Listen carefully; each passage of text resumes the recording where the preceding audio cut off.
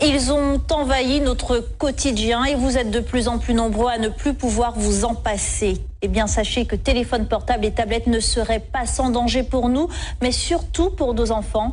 Ce soir, vous allez entendre le témoignage d'un Martiniquais frappé par un cancer de l'oreille interne. Pour les spécialistes qui l'ont suivi, aucun doute, sa maladie est liée aux ondes du portable. Franck Zozor, William Zebina.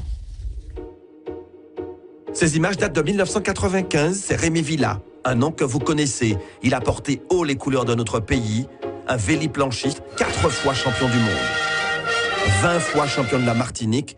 Mais ce que l'on sait moins, c'est qu'il a été touché il y a quelques années par un cancer, une tumeur à l'oreille interne. Soigné à l'hôpital Pellegrin à Bordeaux, ses médecins lui expliquent que cette tumeur serait liée à l'utilisation du téléphone portable.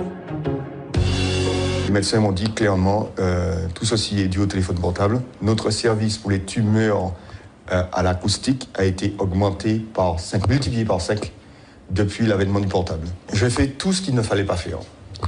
Dormir avec un téléphone à côté de ma tête, à 30 cm de ma tête. Chose à ne jamais faire. Donc il faut éteindre impérativement son téléphone portable quand il est dans une chambre ou le laisser à l'extérieur. Deuxième chose, je téléphonais tout le temps en voiture parce que j'étais agent de fabrique. Donc le seul moment où je pouvais téléphoner, c'était en voiture. Donc j'avais un kit main libre, certes, mais toutes les ondes étaient dans la voiture. Et à Bordeaux, les spécialistes lui ont expliqué comment les ondes magnétiques du portable agissaient sur l'oreille interne. Vous avez dû plus contraster par vous-même que quand vous téléphonez longtemps, votre oreille chauffe. Et bien ça, qu'est-ce que ça fait? Ça simplement cuit votre oreille. Et donc l'oreille interne est extrêmement fragile. Et donc, parce que c'est tout petit organisme, etc. Donc forcément, on l'abîme, on la cuit et on finit par la détruire.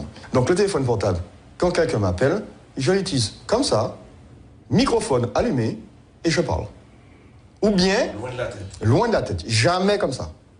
Et puis il y a les conseils aux parents concernant l'utilisation des portables pour les enfants. Le médecin me disait très clairement que le pire va arriver parce qu'aujourd'hui, les parents donnent les téléphones dès l'âge de 10 ans, voire même avant à leurs enfants, et les enfants dorment avec leur téléphone.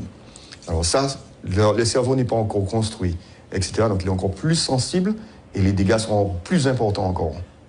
Et pour confirmer les propos de Rémi Villa, ce rapport de l'ANS, l'Agence nationale de la sécurité sanitaire et de l'alimentation, rendu public la semaine dernière. Il recense les sources auxquelles sont exposés les enfants, Wi-Fi, jouets connectés, téléphones portables, tablettes. Mais ce que l'on apprend dans cette étude, c'est que des chercheurs japonais et taïwanais ont trouvé que ces ondes agiraient sur la santé mentale des préadolescents.